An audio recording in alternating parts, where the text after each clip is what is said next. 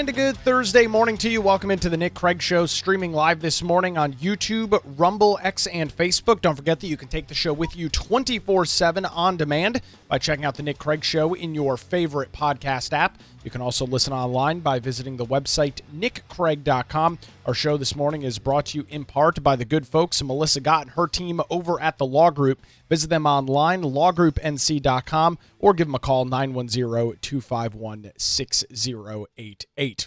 We've got some pretty big breaking international news this morning as it relates. It's got a domestic tie, of course, as well, to the ongoing trade war tariff battle that we have seen unfold in this administration. And, you know, I don't know that I would describe myself as fence sitting on the issue. I understand the arguments that are being made on both sides. And we've talked to individuals on both sides of it. We've had economist Dr. Vance Ginn on the show. Hopefully he'll be joining us tomorrow to talk about some Fed interest rate cuts. We'll maybe talk tariffs a little bit as well.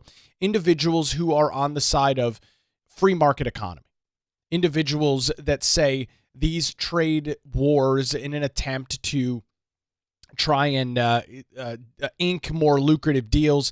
In the meantime, you are burying or severely hurting the American consumer.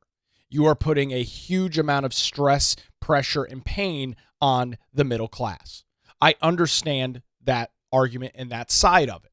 And I also understand where the president stands on this, right? We are of the opinion and of the mindset that we are in this, free market economy where trade can happen, but we know in practicality and in reality, that is not always the case, right? You see countries that refuse to import U.S. goods, and the president sees that as a major issue in his attempt to make America great again. So he retaliates against the various countries and nations and tries to force them to the table to accept U.S. goods.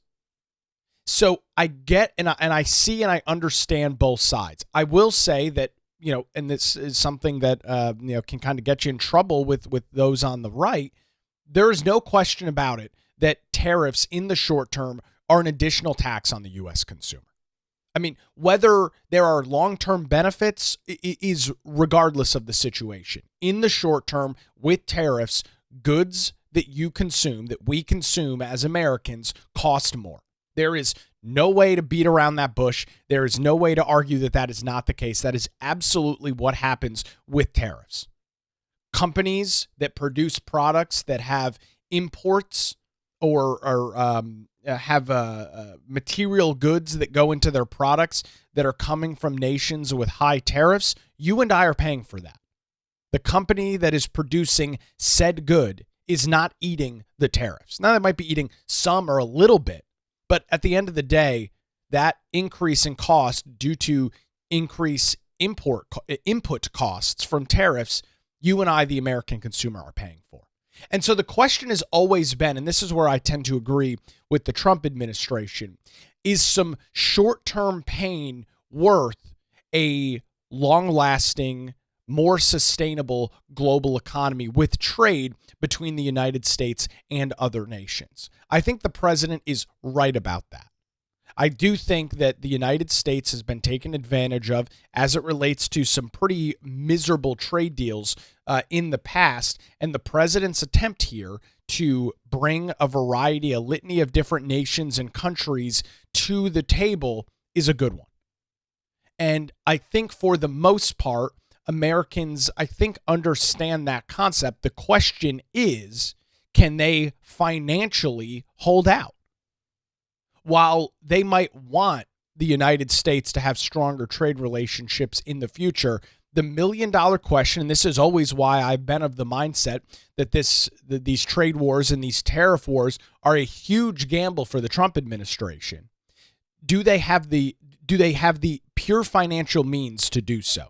The question is, and to lay it out a little bit more simply, the middle class has been absolutely hammered over the last couple of years.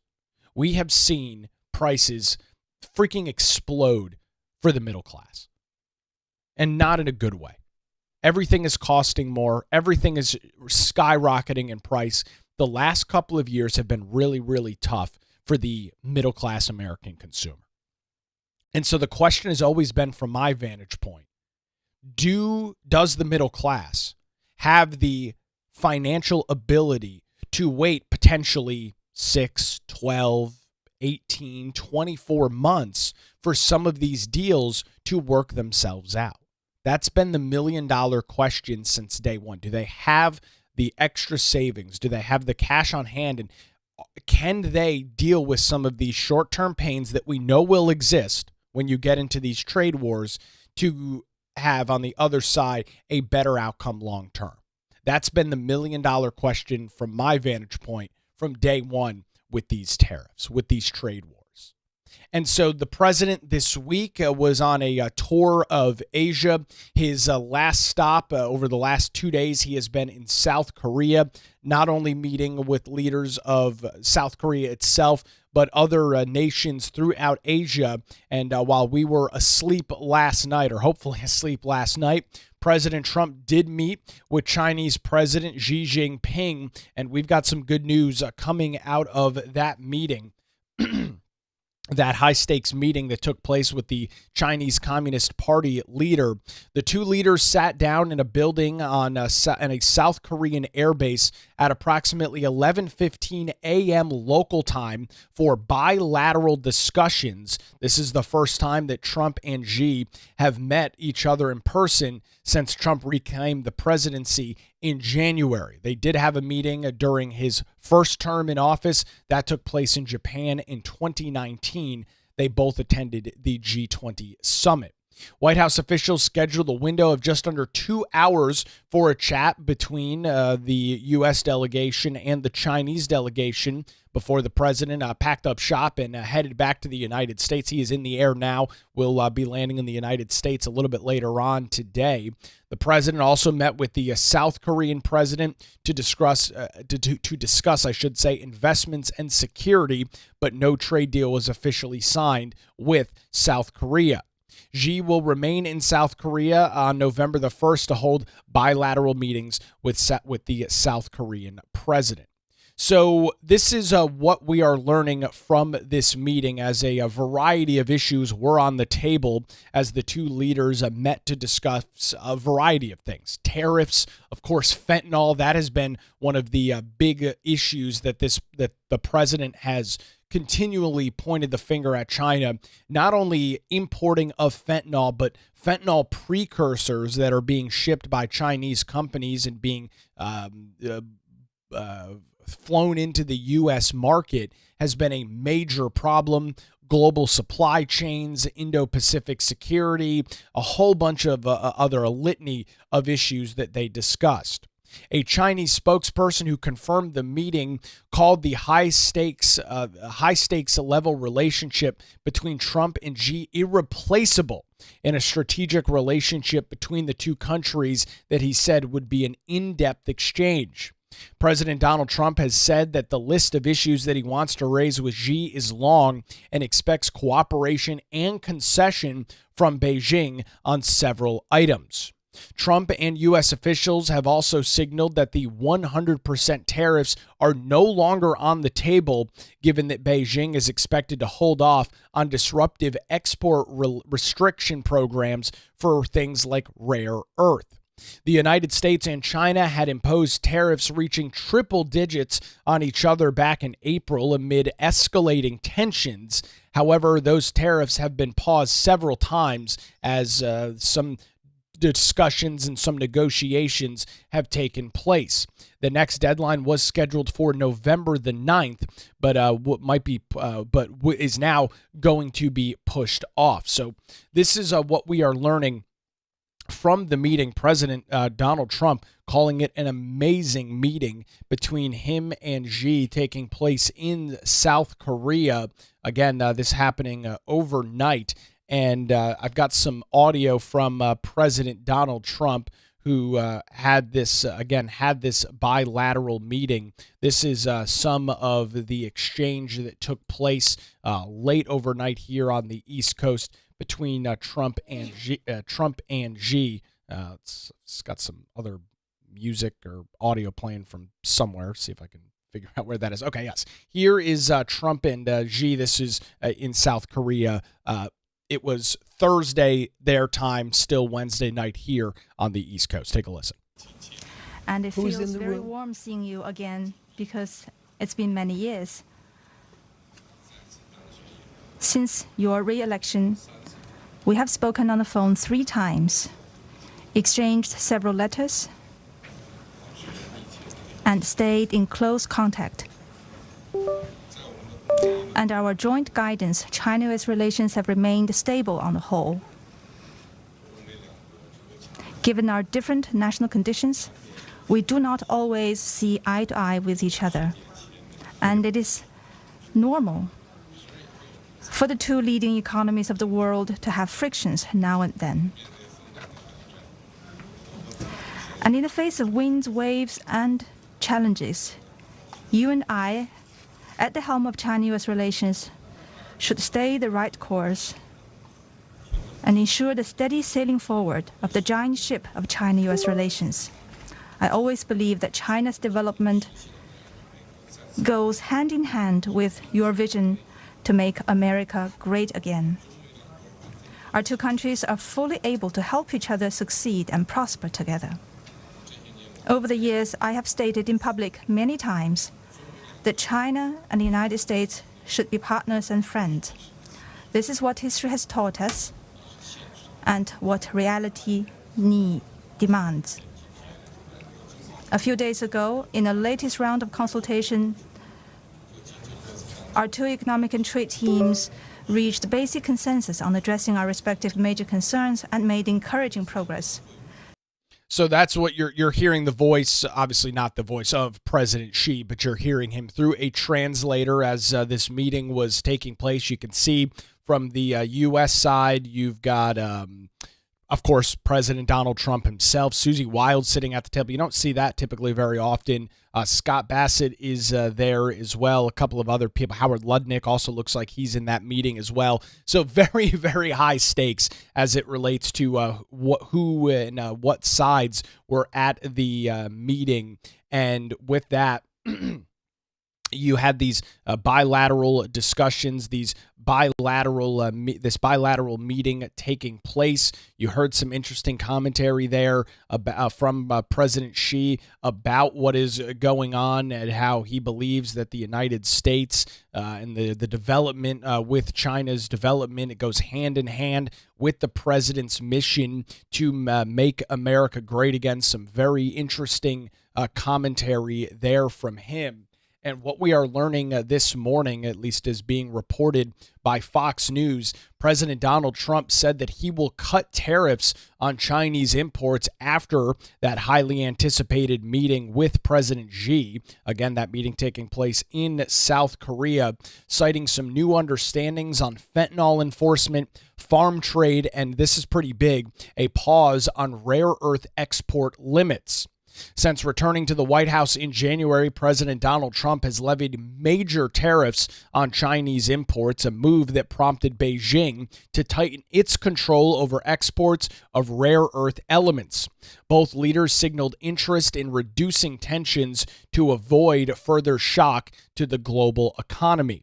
Ahead of Thursday's summit, U.S. and Chinese aides signaled the discussions would center on tariffs, advanced technology exports, and supply chain competition, key sticking points that have long defined the relationship between the United States and China. Trump told reporters he believed that the 2 sides could reach common ground. After the talks, President Trump said that he and Xi had, quote, an amazing meeting and that both sides had reached an outstanding group of decisions on key economic and security issues. The president said that Xi agreed to begin immediately purchasing U.S. soybeans and other farm goods and that China would work, quote, very hard to block fentanyl from entering the United States. And I'm just going to tell you this in terms of, you might think to yourself, China's going to purchase soybeans. Who the hell cares? If you are not familiar with the North Carolina economy in particular, first of all, agriculture is the largest business.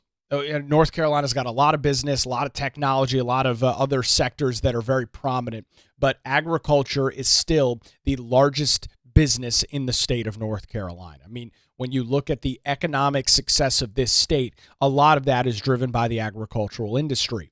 North Carolina also happens to be one of the largest soybean producers anywhere in the world.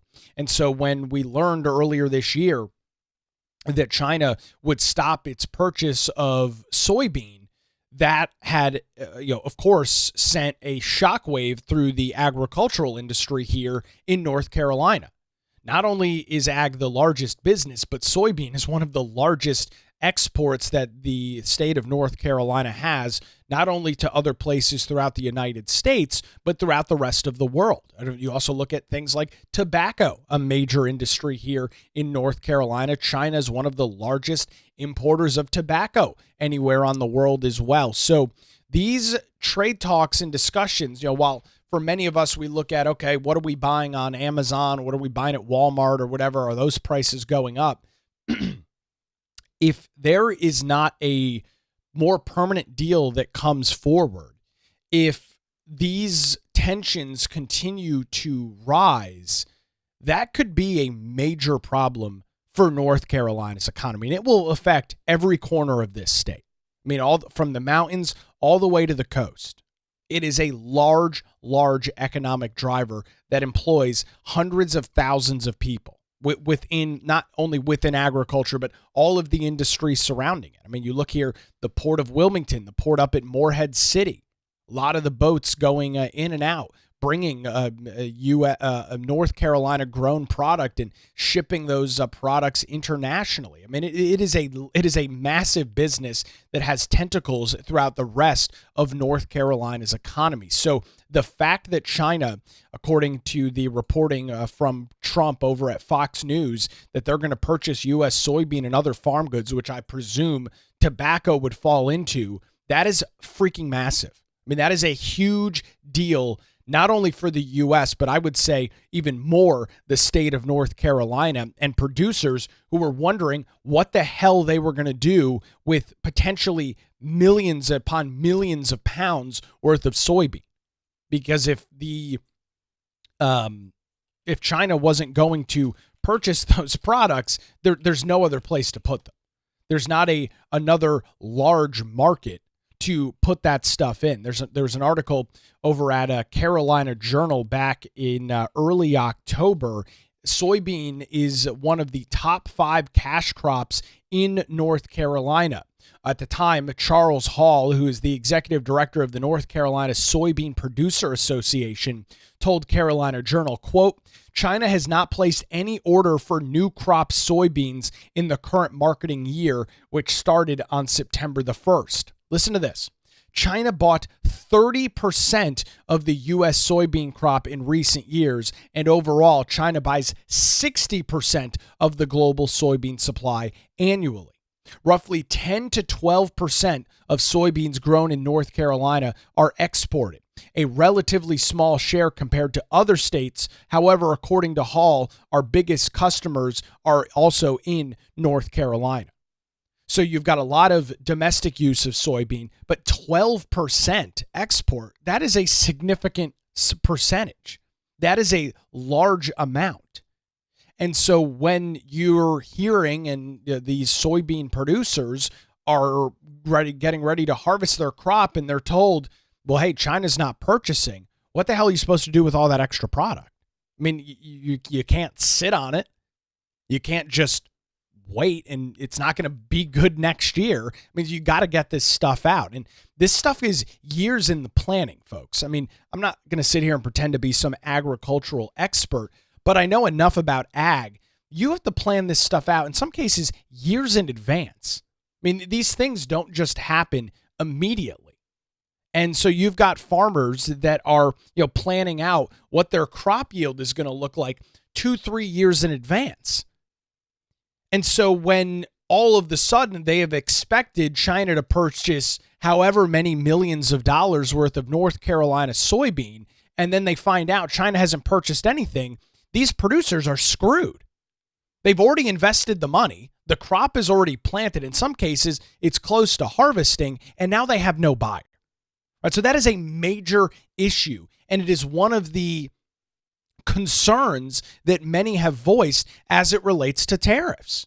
What do you do when you've got small family farms or even medium-sized farms across states like North Carolina that have already invested, in some cases, millions of dollars for this year or years worth of growing said crop, and then you don't have a buyer? You don't have a market. Now, fortunately, North Carolina is a little bit more sheltered than some other states where you've got like 80+% of their soybean product being shipped off to places like China. Because North Carolina has such a large agricultural industry, the soybean is used by a lot of farmers for animals. So there is a nice baked in internal market, but you can't account for 12% of your product going to waste. I mean, that is boom or bust for farmers. So this is a major part of this negotiation that the president brought forward. Trump said that he would cut the tariff rate on Chinese imports by 10 points from 20 to 10%, according to his decision. However, an aide clarified that the rates would be closer to 45 to 47% in response to Xi's promise to crack down on the flow of fentanyl, with President Trump saying, quote, "I believe he," referring to Xi, "is going to work very hard to stop the death that's coming in." The two sides also reached an understanding on rare earth exports as China agreed to pause planned export controls for a year. This is a major win as well. A senior administration official clarified that both leaders agreed to revisit this agreement next year and that the agreement at that time could be extended. So at least in the short term, until there's another meeting and more bilateral conversations, China's export on rare earth is that the pause that was going to take place is now not going to happen. And you might shrug your shoulders at that and say, who cares? We don't need this rare earth from China. That, unfortunately, is not the case. We do, in fact, need the rare earth from China. Due to overburdensome regulation in the United States, it is incredibly hard for rare earth to be mined stateside.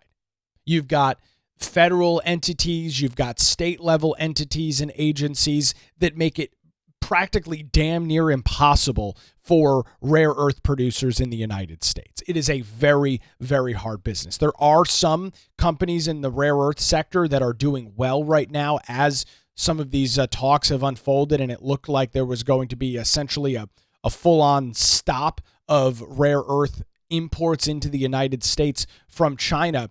But that's really not practical. I was reading another story this morning over at CarolinaJournal.com talking about this, and this is a quote from this story. China now produces more than 90% of the world's processed rare earth metals. Over 90%. And what are those rare earth metals used for? Any sort of silicon dyes, any sort of chips, any sort of pretty much any piece of electronics that you are buying has some level, even though it might be small amounts, but some level of rare earth metals, rare earth material. If you have anything that is smart controlled, whether it's a smart controlled light switch, maybe you've got a washer or dryer that connect to the Wi-Fi, I've got one of those home robot vacuum things. Any of those things have rare earth. And when you've got China producing 90+% of the world's processed supply and them saying, oh, we're just going to stop exports, that would have sent prices for any device, which is almost everything now that has a computer chip in it, through the roof. That would have been a major, major problem for U.S. consumers to deal with. And so that has also been paused, at least for the next year. That's the plan right now. Trump and Xi will continue conversations about that in the future. The president described the outcome of the deal as a, quote, one-year framework agreement aimed at being renewed annually, with President Trump telling reporters, "We have a deal. Every year we'll renegotiate the deal, but I think it'll go on for a long time." Trump also said the administration announced plans for reciprocal visits, with the U.S. president traveling to China in April. That is wild. It is not often at all that the U.S. president travels to China. And Xi is set to visit the United States sometime later this year. So obviously the calendar running pretty short on that. Just over 2 months left in the year at this point. So we'll see exactly what that's going to look like. But Xi visiting the U.S., Trump visiting China, that seemingly would indicate that things are trending in the right direction. The meeting lasted roughly an hour and 40 minutes, concluded with a brief photo opportunity before the two leaders went their separate way. As I noted, Xi is staying in South Korea for some additional meetings with South Korean officials. Trump boarded Air Force One and is now making his way back to the United States. So things do appear to be trending in the right direction as it relates to the ongoing trade deals, ongoing trade discussions, trade war. And the largest, of course, has been between the United States and China. And let's be clear about this. I talked about this a couple months ago, but I'll reiterate it again. The U.S. needs China, and China needs the U.S. From the Chinese standpoint, we are the largest consumer of what we call cheap Chinese goods. I mean, you walk into any big box store, go on Amazon, the vast majority of those products, especially smaller trinkety things, they are produced almost exclusively in China. There is no larger market for China to sell said goods but the United States. And without the U.S. buying these cheap Chinese products, which I'm not getting into the discussion this morning over buying U.S. versus buying China, I'm looking at the situation that exists. With the U.S. hooked on these cheap Chinese products, every single one of us are, and maybe you're not, but I know I am, and most other people are. That is a major business for China. They cannot afford to not have those products making their way into the United States. They cannot afford the American consumer turning off the spigot on Chinese goods. That is something that their economy cannot sustain. On the U.S. front, we as a U.S. economy, more particularly the middle-class consumer, has incredible amounts of buying power with some of these cheap products. Again, not getting into the discussion whether you should buy American or not. That is a fact. Lower middle-class Americans have more buying power with these cheaper goods. That is just an absolute fact. And they rely on those products as well. It is an important part of the lower and middle-class economies here in the United States. It's why brands and chains like Walmart are so popular, because individuals in those income brackets are able to go and have an incredible amount of purchasing power with these very, very cheaply imported goods. We need each other. Now, do we need to be wholly reliant on China? No, I don't think from a national security standpoint, that's a very good deal. I don't think that the United States should have to be on a whim to whatever China wants to do to have a thriving U.S. economy. That is set, I believe that would set up the United States for long-term disaster, whether you're talking about economically or militarily. Because if something happens and we get into some sort of actual conflict with China, they say, we're done with U.S. goods, we're done importing goods into the U.S., the U.S. economy is screwed. That's a major problem. And that is, I think, what is on the president's mind. He's said as much, talking about some of the implications of not having as many goods produced in the United States. The reality is, not everything can be produced in the U.S. U.S. producers don't want to produce everything in the U.S. There does need to be reliance on other nations. I don't think it's inherently a bad thing. But I do believe that you can kind of tip the scale and go a little bit too overboard with your reliance on foreign entities. China, of course, which would be one of those major groups that you would want to be careful with as it relates to the importing of goods. So that is what we are learning this morning. A good conversation between Trump and Xi. We will continue to track the progress of these talks, of these negotiations. Relief, hopefully, for some producers and middle-class consumers, as with some of these tariffs going down, that could hopefully will cause prices to dip back down at least a little bit in their levels. So all in all, a successful week for President Donald Trump in Asia. Meanwhile, you've got Chuck Schumer, the complete and total utter jackass that he is, on the Senate floor the other day. I think I played the clip yesterday of him saying, we're here trying to keep the government open, which of course Democrats are not, and Trump is gallivanting over in Asia. That's the mood, that's the mindset, that's the attitude from those on the political left. This was a very good trip for Trump. He got a lot out of this meeting with individuals from South Korea, China, other Asian nations. This was a very good trip for the president in an attempt to get closer to some of these deals, even if they're not completely inked up yet. Excuse me. Even if they're not fully agreed upon yet, very good negotiation, things progressing in a good direction, and that hopefully will mean better times ahead for the U.S. economy and the more predominantly middle class and lower middle class Americans that rely on some of these cheaper international goods. We'll keep our eye on the details and provide them to you right here on the Nick Craig Show. We have got a lot more to get into this morning. Day 30 of the government shutdown upon us, rapidly approaching the November the 1st deadline. One more full day tomorrow before, according to Democrats, all hell breaks loose with SNAP benefits not being provided to individuals. SNAP, previously known as food stamps.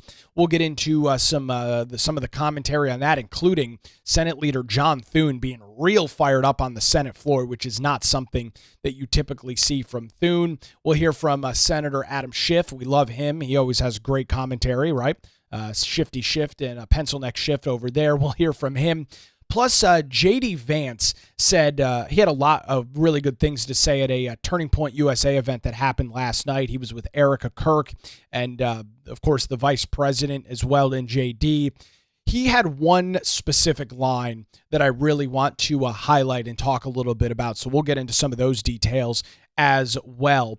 We're going to grab a quick word from Wilmington City Councilman Luke Waddell as early voting does continue across southeastern North Carolina. Just a couple more days for that. Today, Thursday, tomorrow, Friday, and Saturday. No early voting on Sunday, no early voting on Monday, and of course all culminating with Election Day coming up on Tuesday, November the 4th. So we'll get a quick word from Councilman Luke Waddell. We'll grab a quick break and return after this as the Nick Craig Show streams live weekday mornings, 7 a.m., YouTube, Rumble, X, Facebook, and available 24/7 wherever you get your podcasts. I'm Luke Waddell, and I'm running for re-election to Wilmington City Council. 4 years ago, I promised strong, principled leadership. Leadership focused on public safety, infrastructure, and fiscal responsibility. I have worked every day to deliver on that promise, voting against unnecessary tax increases and wasteful spending while strongly supporting our police and fire departments. I'm ready to continue working for you. Please go to the polls and vote Luke Waddell for Wilmington City Council. Thank you. Paid for by committee to elect Luke Waddell.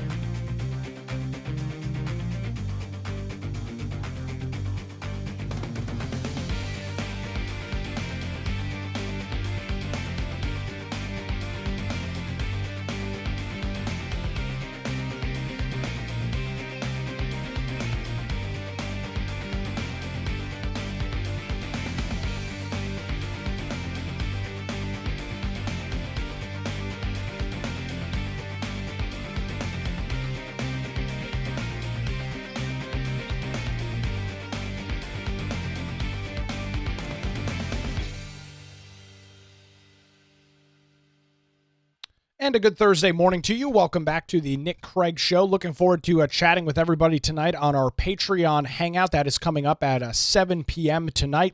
You should have an email or log into your Patreon account for those that do support the show on Patreon. You'll find that link logged in there. 7 o'clock tonight. Still time to jump in there. If you are interested, you can do so over at patreon.com/Nick Craig. Support the show financially as little as $5, $10 a month. You can get access to our monthly hangout and show notes each and every weekday. That is all available at patreon.com/Nick Craig. Looking forward to chatting with everybody tonight coming up at 7 p.m. All right, so here we go. Government shutdown day 30 does continue this morning as Democrats, for now 13 times, have had the opportunity to reopen the federal government and have refused to do so. Plain and simple. We talked a lot about this yesterday. I'm not going to relitigate the entire thing, but I'll state this once again. The Republicans brought forth a clean continuing resolution to reopen the federal government. Democrats are trying to rehash legislation that was the one big beautiful bill that Republicans passed earlier this year.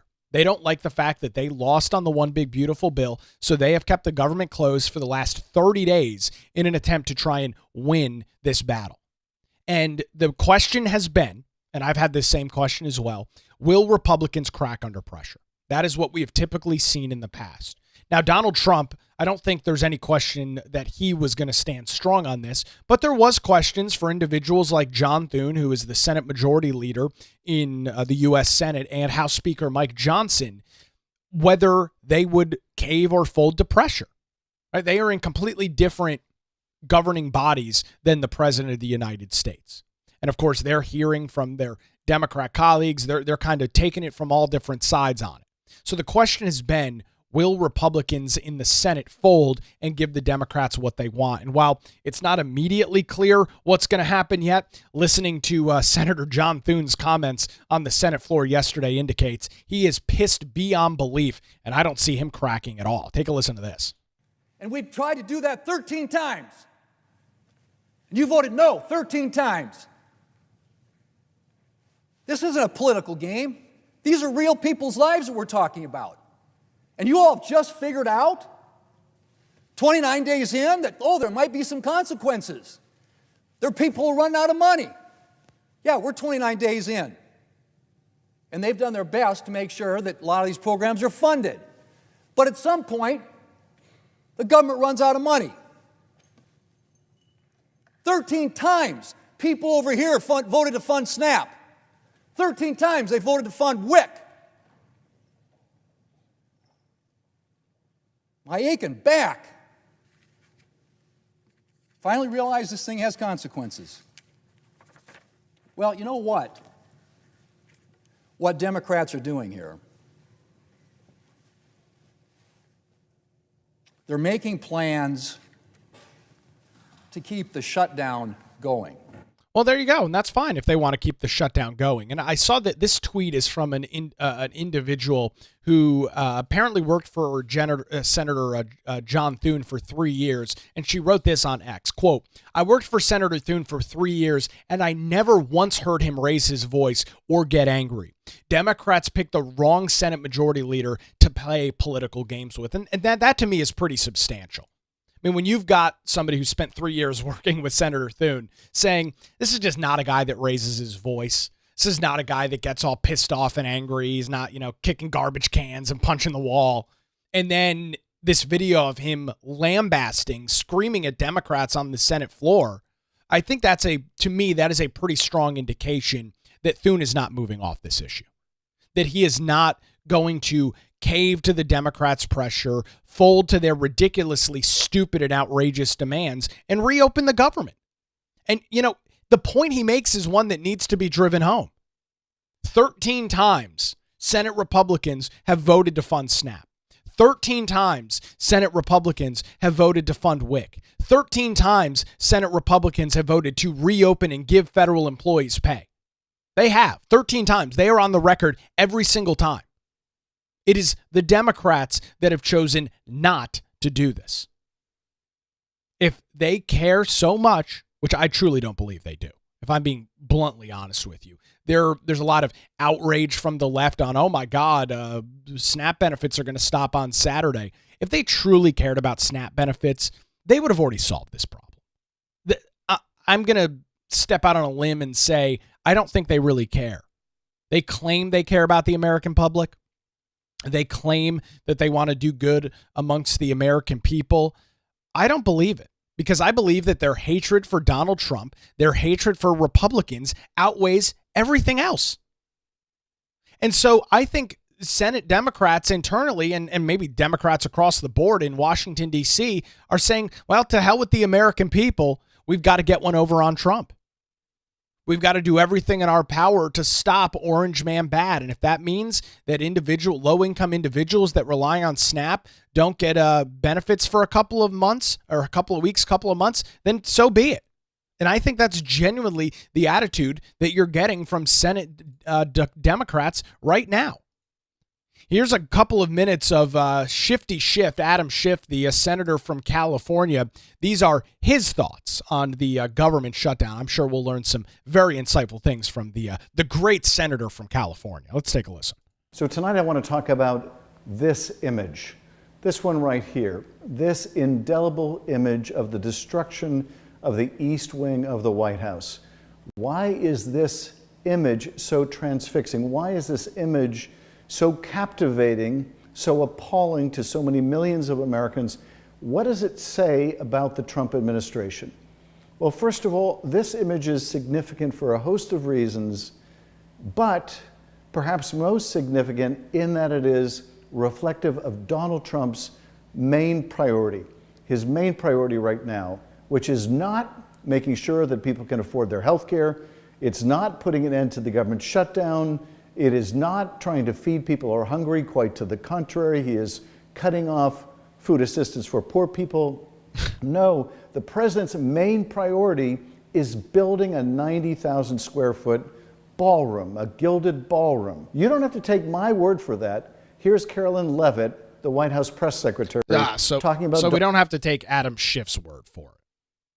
And I'm just curious, how exactly does the senator from California believe that Donald Trump can single-handedly stop the shutdown? Donald Trump is not a voting member of the United States Senate. He does not have the ability to cast a vote in the Senate. If anything, it would be the vice president, who could be a tie-breaking vote. But Donald Trump himself does not have any control over what Senate Democrats choose to do with the shutdown. I mean, this is solely on them. And so you've got this 9.5-minute video published by Adam Schiff yesterday. And it just, to me, continues to show the tone-deaf nature of Democrats. And I'm going to bring this up. This is very anecdotal, but I saw this yesterday. I was out at the Northeast Library for early voting for a couple of hours yesterday afternoon. And as I was in the parking lot talking to some folks working there were the Democrats set up on the other side of the street, which is fine. I mean, it's what you see at electioneering. You see Republicans on one side, Democrats on the other. But the Democrats were set up on the other side of the street with a Joe Biden and Kamala Harris cardboard cutout. And first when I walked up, I didn't really pay much attention to it. I assumed it. I just kind of glanced at it quickly and looked away. I didn't think it was Biden and Harris. But then one of the individuals I was there with said, look at the cutout that they've got.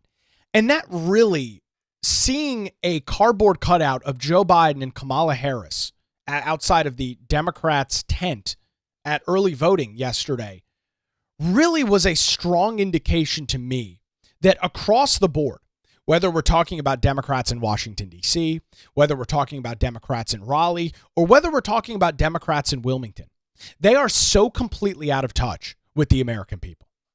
They are so completely out of touch with what is going on in the country right now. It's not even close. How in the hell can you think that it is a good political idea to put up a now very well-known disgraced president in Joe Biden And Kamala Harris, the vice president that got absolutely annihilated in the November election last year. That is your winning message to failed presidential candidates? I mean, Joe Biden won, sure, but his tenure was atrocious. You've got Democrats now that are openly calling out the disaster that was the Biden administration. Kamala Harris ran one of the worst presidential campaigns in U.S. history. But you've still got Democrats grasping onto that. You've still got them holding Kamala and Joe tight. Like that's a winning issue. Like that's a winning narrative. Like that's a winning message. All of this stuff ties together. I know we're talking about different levels of government and things of that nature. But this stuff isn't even comparable, folks. Democrats are so out of touch. They believe that they are going to turn this government shutdown into the Republicans are. I mean, you even heard Adam Schiff say in his thing, Donald Trump is cutting away food assistance from poor people. I mean, so that's the kind of messaging that you're hearing from Democrats, yet nobody is buying it. Nobody is believing it. Nobody is locking on to that is what is going on. Nobody is of the mindset that that is true. And it is truly shocking and amazing to me, 30 days into this government shutdown, that Democrats still have not come up with anything new to say. Democrats still have not come up with any new talking points. And their solution to the election that they just lost in November of last year is bringing out cardboard cutouts of Kamala Harris and Joe Biden. I mean, you gotta be freaking kidding me. It's not even close. And so you've got, John Thune on the Senate floor yesterday going ballistic. Here is another senator. This is Senator Ben Lujan from New Mexico talking about some of the SNAP benefits. This is what's going on here. Pass this bill now, fund SNAP, fund WIC, before this hunger crisis hits our communities. So, Mr. President, I ask unanimous consent that the Senate proceed to immediate consideration of S. 3071 introduced earlier today, that the bill be considered read 3 times and passed, and that the motion to reconsider be considered made and laid upon the table. Is there an objection? Mr. President. The Majority Leader. Thank you. Reserving the right to object. Let me just point out, if I might. So there you've got Democrats on the Senate floor saying that, we're going to pass some sort of stopgap legislation to reopen not the federal government, but provide benefits through SNAP and WIC. And following that is the comments that you heard earlier from Senate Leader John Thune. It's not going to happen. And the clock is ticking rapidly. I know that we've got a count up clock on the screen, but the countdown clock is 11:59 p.m. Eastern tomorrow night. And I said this yesterday, and I am very curious how this is going to shake out through the day today. Democrats are completely boxed into a corner. And as always, and as pretty typical for them, they've done it to themselves. Why is the government shut down right now? It is shut down right now because Democrats lost in November of last year. Democrats could not and still cannot wrap their head around the fact that Donald Trump won. I mean, some of them are still reeling about 2016.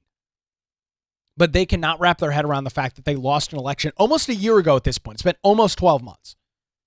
And they lost not only the White House, but they lost the Senate and were unsuccessful in gaining a majority in the House. And so they don't know how to deal with this. They don't know how to navigate not being in power. So they've kept the government shut down for the last 30 days, barring pay from federal employees. SNAP and WIC benefits cut off on Saturday. And if they don't move on this, I mean, that's fine, but it's their bed to lay in. I mean, they made the bed. This is not over the continuing resolution. This is over President Trump's agenda that was moved forward in the One Big Beautiful Bill. And they don't have to like it. They don't have to agree with what's going on. But that is the practicality of the situation that we are in right now. And there is I don't see an off-ramp for them. I don't know where they go from here. I don't know what the turnoff point is. I just don't see it because they don't want to give up. They don't want to concede. And if that's the case, then they are going to continue to get hammered over the shutdown. I played the clip and showed the data yesterday from a new Quinnipiac poll that showed that the GOP is gaining support amongst their base and independent voters during the shutdown because Democrats have failed to message it. So there's nothing for Thune, there's nothing for Johnson, and there's nothing for Trump to cave on. If Democrats care about SNAP, care about WIC, as Adam Schiff says, care about poor people, then just reopen the government, guys. It's really not that complicated. So we'll see what happens today. The Senate typically leaves on Thursday. So there's not typically voting that happens on Friday. It's not immediately clear, at least as of right now, whether Republicans and Democrat senators will stay in Washington, D.C. on Friday. If not, then things kick back up early next week. And we will watch what the results of this are over the weekend. And, you know, all of this builds into a larger thing that many of you have heard from me now for quite some time. And I want to play a quick clip from J.D. Vance yesterday. He was hosting a Turning Point USA event with Erica Kirk, of course, Charlie Kirk's now widow. And he said something that is so refreshing to me and should be so refreshing to every single conservative that has been frustrated and fed up with the status quo. Here is J.D. Vance yesterday. Okay, so here's something that I want conservatives. I want every conservative to remember. It's an important part of my entire political philosophy is we cannot be afraid to do something because the left might do it in the future. The left is already going to do it regardless of whether we do it. That is the takeaway of the last 40 years. And in particular, if you look at what we're doing, if Joe Biden wanted to deploy the national... Okay. So there's J.D. Vance saying what needs to be said, and something that he did say that I think more conservatives and Republicans need to buy into. There's always this concept, there's always this notion that we take the high road, that we don't play these games. His direct quote: "We cannot be afraid to do something because the left might do it in the future. The left is going to do it regardless if we do it." He is absolutely 100% bang on with that. And it is one of the reasons that I think Donald Trump is so popular. And it's one of the reasons that J.D. Vance is a strong contender for a presidential candidate in 2028. Right? Because these are the kinds of things that are very refreshing for conservatives to hear. We are past the point of allowing Democrats to change the rules 24/7.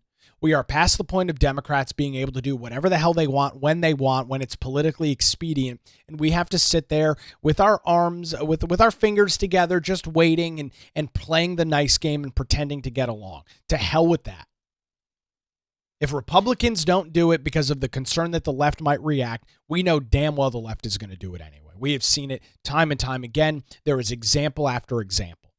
This is one of my favorite things that I've heard come out of J.D. Vance's mouth since he's been the vice president of the United States. It's a very powerful and strong thing to say. I think it resonates with a lot of conservatives. I think it resonates with a lot of Republicans that are sick of being pushed aside while the Democrats run roughshod on everything that's going on, and we just have to sit back and take it. We're frustrated with it. And it's one of the reasons why Donald Trump is as successful as he is.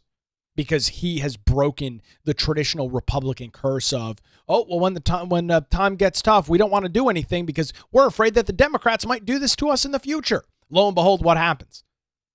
Republicans play nice Republicans play by the pre-established rules. Democrats get in power, and what do, ladies and gentlemen? They change all the rules, and they play the game by their set.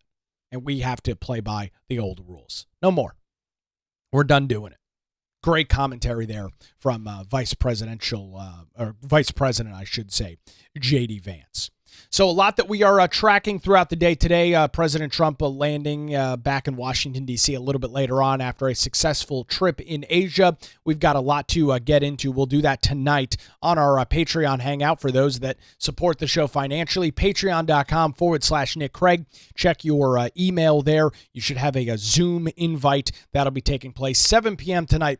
Patreon.com/Nick Craig. Look forward to chatting and hearing from everybody tonight. And of course, we will do this show and cover everything unfolding coming up tomorrow morning right here. I do want to thank the Law Group for their continued support. The show would not be possible without Melissa Gott and her team. Give them a call, 910-251-6088, or visit them online at lawgroupnc.com. The Nick Craig Show streams live weekday mornings, 7 a.m., YouTube, Rumble, X, Facebook, and is available 24/7 wherever you get your podcasts. Have a great Thursday. We're back with you tomorrow morning right here on The Nick Craig Show.